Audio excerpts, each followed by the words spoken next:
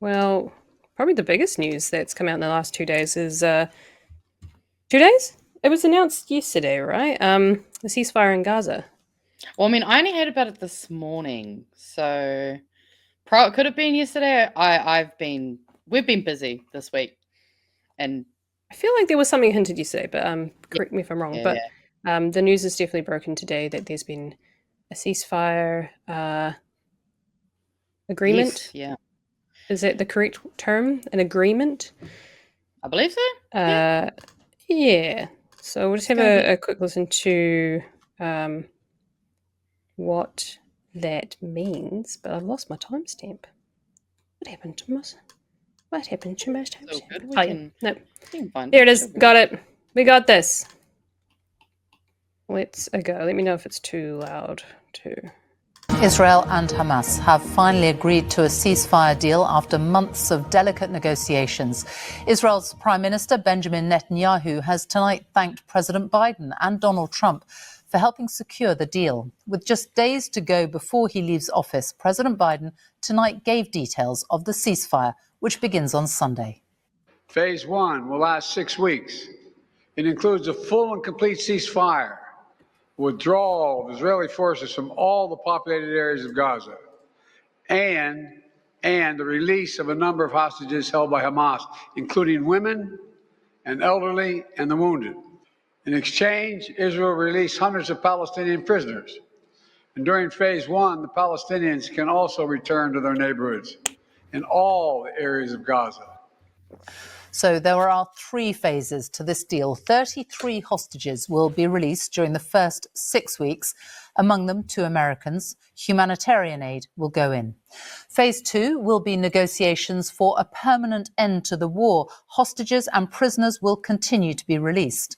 Once that's done, Phase 3 will see all the rest of the hostages released, as well as the remains of those who have died. And finally, a permanent ceasefire agreed. Our international editor, Jeremy Bowen, is in. So yeah, that's the terms of agreement. There's obviously a lot of discourse in chat saying that that's kind of at face value, which I think is fair. Yeah, I think there's some fair discourse to have around this. If I'm honest, this is not a topic I'm particularly across or like to weigh in on because it can be quite controversial. I mean, obviously, I think no one's disagreeing that it's a genocide against Palestine. I But mean, there are the people minutiae disagreeing, and but they're wrong. yes, but I think that is one that I think many people can agree on, um, at least in our spheres where we're concerned about this. But the minutiae of politics and the regions and all the history that goes with it is kind of beyond me. But did you have anything to say on that, Magenta? Anything to weigh on? Because I know you're a bit more Yeah, across it. I mean, yeah, obviously, like I've been following this stuff. I think at least at least last 4 years. I feel like it's been honestly, it's Oh been a yeah, while now. So like, there was definitely a lot of stuff happening, well before, the Hamas attacks and all that. yeah, This has been going since the Nakba. Like, this is nothing that's new. This has been going on for a long no, time. It's also just another story of, it's quite interesting that there just seems to be a lot of parallels between, indigenous struggles and mm, the Palestinian people and what they've been going through. It's been really difficult to watch. Like, I haven't been able to avoid it because obviously a lot of my friends we're all in that kind of space, and it's been difficult. Like, there have been some times where, you get so overwhelmed that you kind of just want to ignore it for a little while because it's just been horrible to watch, like, all these women and children murdered under the guise of Hamas bad, and that's definitely all we're doing. Like, it's yeah, it's been pretty cooked. And then obviously, as has already been kind of mentioned in the comments, this deal was struck, but there were 20 Palestinians who were killed after the announcement was made. I mm. was also watching an Well, it doesn't interview that technically start on till Sunday, but I mean, still. Yeah, but it doesn't It's not a great look where it's like, hey, there's a ceasefire. It starts on Sunday, so we can do what the fuck we want till Sunday. Like, come on. And exactly. And I mean, this isn't the only thing that Israel's got going on. This isn't the only country that Israel is pulling shit on right now.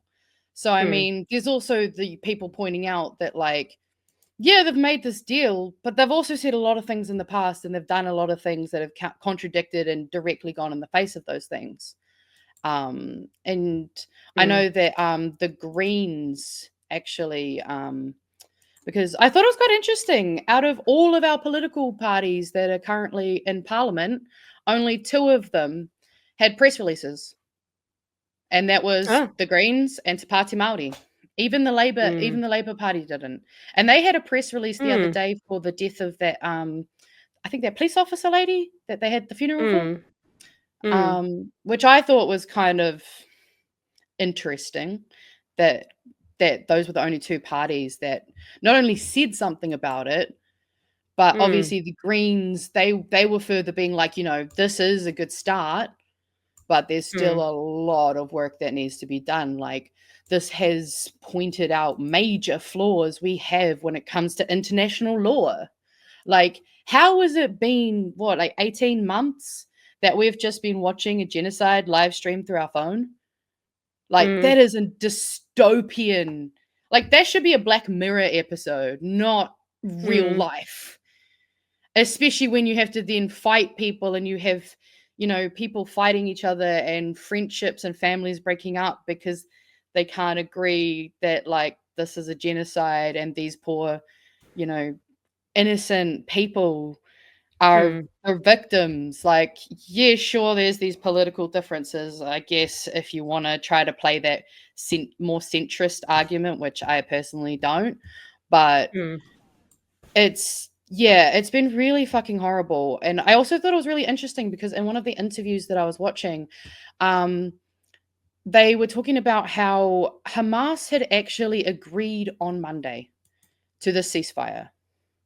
And then the Tony Blinken, who is the Secretary of State for the United States, was saying that wasn't true. So we've got Hamas, you know, this bad guy, this horrible terrorist organization, who they went in, they had made the agreement, and then we've got these people who say they're going to uphold that agreement, who are lying about even the agreement itself and the timings of how things have happened. Like, it's extremely concerning. Like, I'm very thankful. Like, very thankful that there is something on the board. But considering it's been going on for 18 months, is it? Yeah, and this is the bare minimum. There's also been, I think, research that just came out recently that was saying there's a likely chance that the reported deaths is approximately 40% higher than what we've got, obviously due to the reporting and the manipulative kind of things that have been happening in that space as well. So, like, yeah, I'm just worried because, there's definitely been very clear that from Hamas and Palestinian negotiators, because it's not just, you know, between Hamas and Israel, like there are Palestinian negotiators involved as well. Like, they have been enacting good faith negotiations with a bad faith actor. And what does that sound like? What does that sound like? almost a bit to the same. And the thing is that, like, again, it's very positive, but like, I think what just makes me sad is that there's just been so much life lost. And there should have been something that anyone could have done, or no, not could have done, did do, because they could have probably done something. It's just this stupid fucking game of, oh, well, I can't do this because of this reason. Like, I think actually I'll just open up something that I want to share, because I think this actually kind of ties into what we were talking about a little bit yesterday in terms of the TikTok stuff, and how TikTok has been kind of a tool that's really kind of helped So Sorry. I dropped out for a second there. Sorry, guys. I've fixed it out now. And yes, there is a cat in the box. I thought I'd show you just to lighten the conversation a little bit, even though I wasn't trying to distract anyone. I was just, yeah, it's good to have it. keeping Have things. Gotta have a cat just to keep things, Yeah, we don't have a croissant. So. But I was just going to show you this video. Yeah, so we'll just so I was talking to you last night about this young man whose name is Medo Halimi, and he was someone that obviously became quite popular on TikTok when all of this started. I might just see if I can turn down the audio because it might be quite loud, but I don't think that all of this is in English either, so I might have to actually I might just we might have to talk a bit over it as well. That was the first night of this genocide, October the 7th. I'll leave you with some footage I took right after that event. Yeah, he's talking about how houses and buildings have been destroyed, and there's literally dust all through his hair for those of the audio listeners. He's talking about the ground just being full of broken glass, airstrikes. Like, this is basically, we don't really need to go over it too much. We've seen a lot of this, but this is the first video that he posted. But I can also, unfortunately, show you the last video that he posted, because that's the thing that we really do have to remember, is that that young man on our screen became someone that basically helped let us know what was going on. And then, unfortunately, one day his friends had to come and let us all know that he was gone. And that was quite difficult. Like, you watch this guy going through life trying to just exist in a horrible situation. And now we can literally see the beginning of his TikTok and the end of it, which is just like, as you can tell, quite difficult. I think I've got the wrong screen shared right now, so I would just... It actually kind of reminds... It really is like a movie in real life. It reminds me of Cloverfield, where it's kind of that first-person point of view where disaster strikes and you've got them running around with a camera, and it's that kind of... But this is literally real life. We're watching someone... How long was it till he passed? Well, what's the date on this video? So I've got the 26th of the 8th month, 2024. So what's that? So a year pretty much after it happened. Yeah, and I think I'll just quickly double check what the first date was. Oh, I can't actually see it properly. I think that was the original one. But following someone for a whole year and then waking up one day to learn that this, especially because he's so young, he's so young, and that's not even like the amount of even younger people that have just been lost. And but it was also heartbreaking because you see this young person who is going through a genocide and some of the most horrible things you can imagine, and still trying to find a way to make find the positive. And he was always helping people, and he was literally a pillar of his community, because also the TikTok revenue started being able to help him, acquire resources for his community, because obviously things were getting very scarce and extremely expensive. And so this is the last video that he ever posted. Let me show you what a day of my tent life looks like. I started the day with a cup of coffee, and then I went to lay down because it was so hot. After a bit, I took my phone and laptop to charge him. This is what they look like.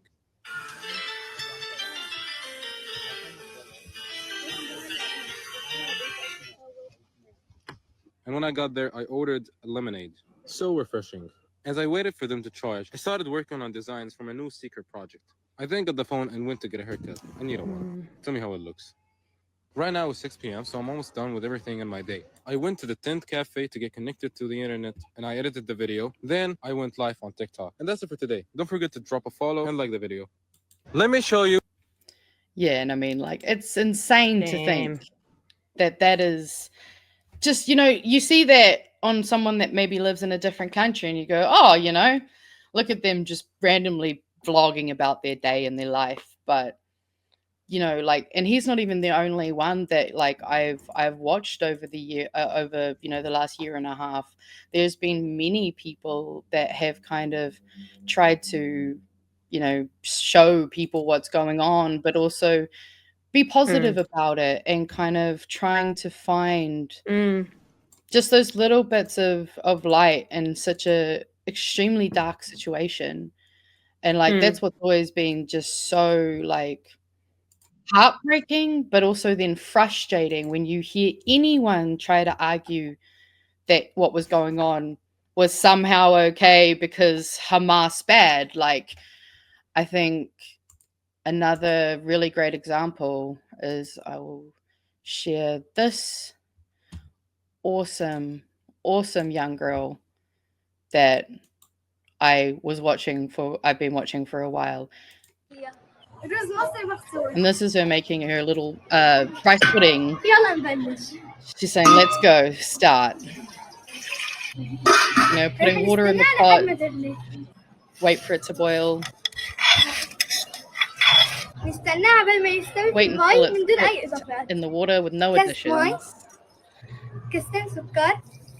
And it's also great because you have her getting the language out there. This is a language that could have been extinct. And she's also sharing recipes from her culture, and it's just beautiful to see these things. And this is just people who are going through some really, really horrible things and living in really not great conditions, because I can actually show you. She did it, just like any influencer. She's got her cooking videos down and she's even doing a house tour. And this is during Eid, so she was actually going around and distributing food to the people as well, on their religious holiday. And you can tell that obviously it does bring her joy, that helping her community in times of hardship is just giving her just anything to hold on to. And those were the things that were really what was kind of being this is why we need to keep talking about it. This is why we have to be annoyingly free Palestine, because those people do not deserve to be living through that. And so I'm really stoked that we're getting this agreement. I just really hope that it actually does what it needs to do, and, that Palestine is actually free and is kind of going to get back their land, because that is the other part of it too, is that cool, we've got the ceasefire, but we've also got so many steps that are coming after this. We've got different discourse around two-state solutions, or some of us maybe think land back. There is a lot that's going to be happening, so it'll be very interesting to see where we go from here. I just think the main thing that I'm concerned about, and that I'm kind of, I think, to end all of this really, is kind of, we don't stop talking about it now just because we've got the ceasefire starting. We need to keep our eyes on Gaza, because we cannot just look away and let them just let all of this erode and not actually mean anything in the long run. We have to make sure that we stay on it and that we hold them accountable, because that's going to be what really matters.